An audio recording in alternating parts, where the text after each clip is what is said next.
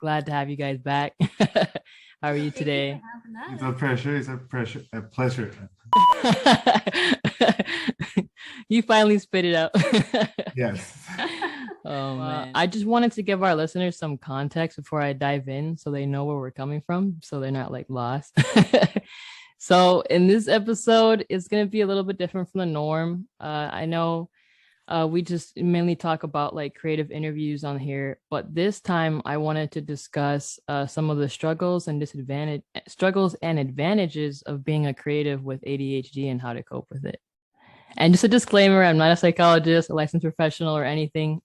So if I share any information, it's just like pieces of information that I've, learned or researched myself, but I'm definitely not a professional. So but I would like to explain what ADHD is for our listeners so that the ones that don't fully understand or know what it is, that they can have a better understanding of what ADHD is. So basically, ADHD stands for attention deficit hyperactivity disorder. It's a medical condition, and a person with ADHD, they have differences in brain development and brain activity that affect their attention and hyperactivity. So, which one of you has ADHD? Me. Okay. So, Andres, could you please tell me when were you first diagnosed with ADHD? I was diagnosed around 6 years ago. Really? Yes. Ex-girlfriend of mine recommended me to go get tested because I kept getting stuff lost and I kept getting Yeah. having issues with a lot of stuff. Mhm. And she told me I should go get tested, and I did, and they told me I Wow. had ADHD. Wow. So 6 years ago. Yes. Well, thanks for sharing that. How was your reaction after you got tested? I know I didn't have this in the notes, but just out of curiosity. Oh, like at first, I was just curious because I didn't know like what it meant. I felt it was just like you're more hyperactive or not paying attention as much. I thought that's all it was. But once I got diagnosed with it, actually a little bit more research, and I realized like a lot of my personality and things that I thought were me were Mhm. actually things that a lot of ADHD people have. And Yeah. I started feeling more normal and more part of like a group than like outsider compared to other people. That's nice. I'm glad you shared that with me because a lot of people, I feel like when they first get diagnosed or realize what ADHD is, sometimes before that, before knowing that, they sometimes feel like they are an outsider, that they're weird, or, because we think differently than other people, but it's just a different thinking pattern. Our brains are wired a little bit differently, but it doesn't make us any less human. It doesn't make us weird. But I'm sure you're aware, but if you're not, there are three different ADHD types. There's hyperactive, inattentive, and combined type. Which one do you lean more towards? And if you need me to like explain what each one is, I can. I think I'm more in the combined section because I talk fast, I talk really loud, Yeah. I'm always on the move. I'm like have issues staying still. I don't talk a lot though, I feel. You're passionate about the topic. Okay, depends if I'm passionate. But at the same time, I'm more easily, I get distracted easily, I lose stuff all the time. Like Yeah. like this The face said it all. Yeah. That was great. yeah, sometimes it's hard for me to follow conversations or I get distracted easily. I have the same problem, to be honest. I'm combined type myself. I don't really favor either one because I have a little bit of both, which I don't know if that's good or bad, but it's like I almost rather be one or the other, but hey, that's just how we are. So Yeah, we everybody's don't get to different. choose that one. Yeah. But hey, there's nothing wrong with that. So I like to talk a little bit about the term hyper focus. A lot of people that have ADHD are pretty familiar with it. Basically, hyper focus is like when you concentrate on something so hard that you lose track of everything and everything else that's going on around you. So Andres, could you tell me a time when you were hyper focusing on a task so much to the point that you forgot about something else that was important? I think one of the times that come to mind was when like Tabitha first brought her cat into the house, I became completely obsessed with her cat. So I completely not only look for the best foods, I look for how to train her, Oh my god. how to leash train her because I wanted to take her out to the beach. I Yeah. started teaching her tricks, and like I kind of pushed everything else to the side for a little bit. Like my whole obsession was Calypso and Oh my giving her a god. better life, and like yeah, training her, and yes. That's hilarious. That's actually a cute story though. I was like, he's Wow. spoiling her way more than me. Oh no.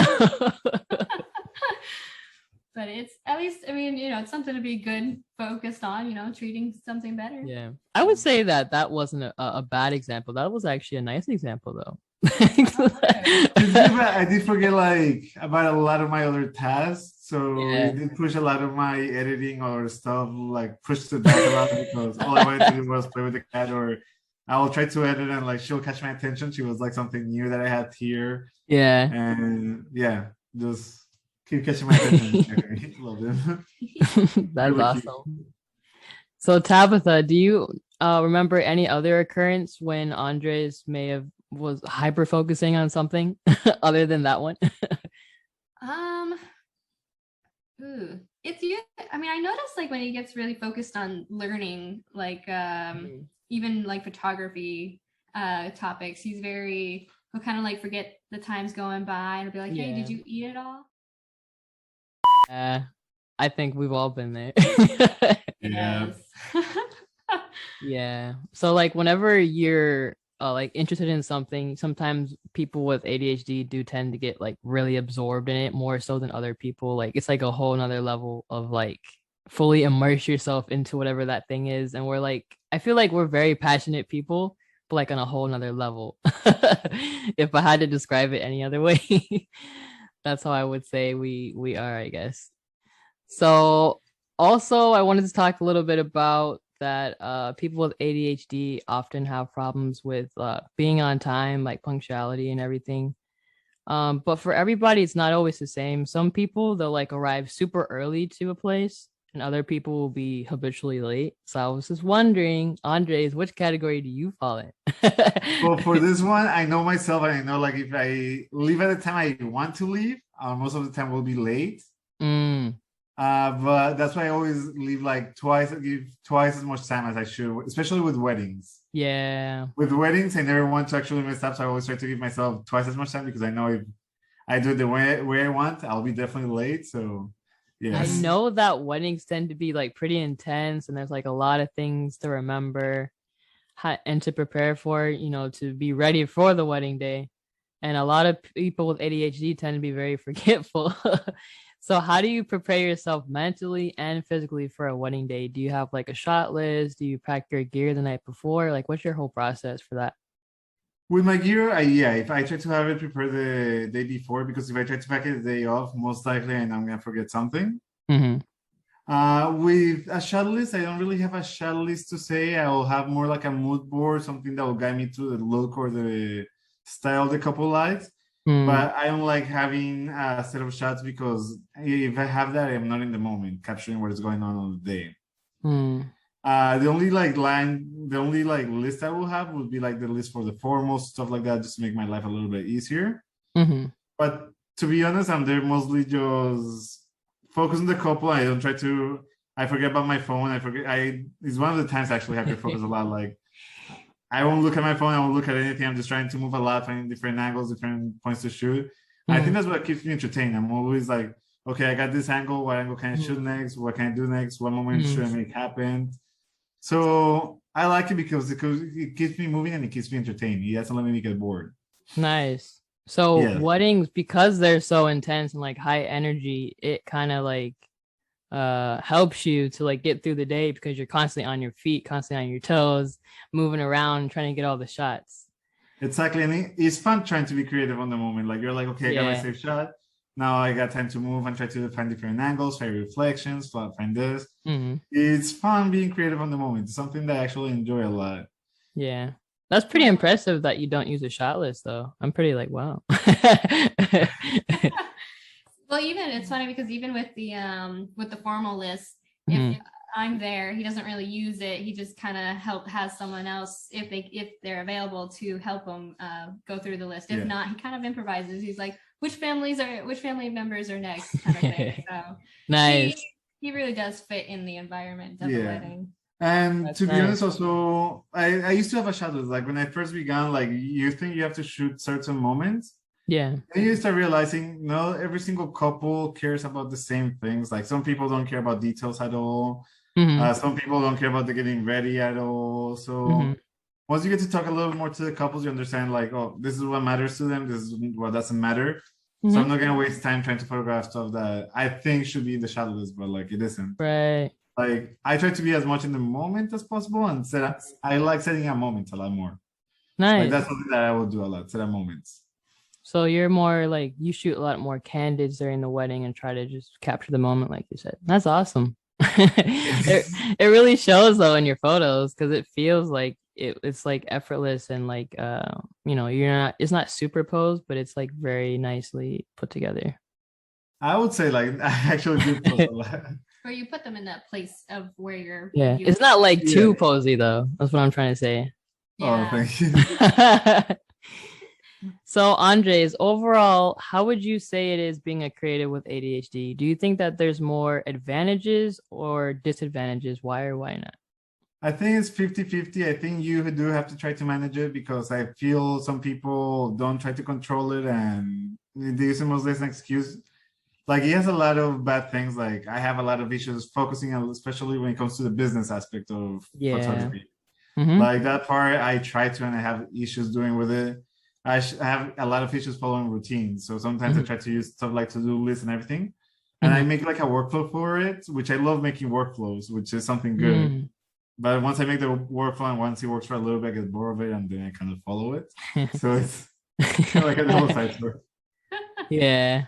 I can totally relate to that though, the whole business aspect of photography. But the creative part, I like it because I feel that's what keeps me moving. I see other wedding photographers, they just stay in one point and they get like one angle. Yeah. That's something that I cannot do. Like I move a lot, so I like walking around, getting different points of view. And it helps me get creative. Like, I don't know, I feel it helps me a lot being more spontaneous in the moment. Like when I throw curveballs at her, like in our studio shoots or in weddings, when I come up with something out of nowhere, I feel it's because I don't know. It fits the moment, yeah, and it goes with the mood, and it ends up working most of the time good. Going with the endorphins, I'm going with the moment. Nice. So Andres, do you think that having such like a supportive partner helps in terms of coping with your ADHD and lessening your workload with your photography business? Definitely. Like she takes a big weight on my shoulders, even when she goes and assists me. Yeah. I don't have to pick up after myself as much. Like at the end of the wedding, if I'm not with her, like I have to go through the whole venue, like, oh, I left this here, I left that over there.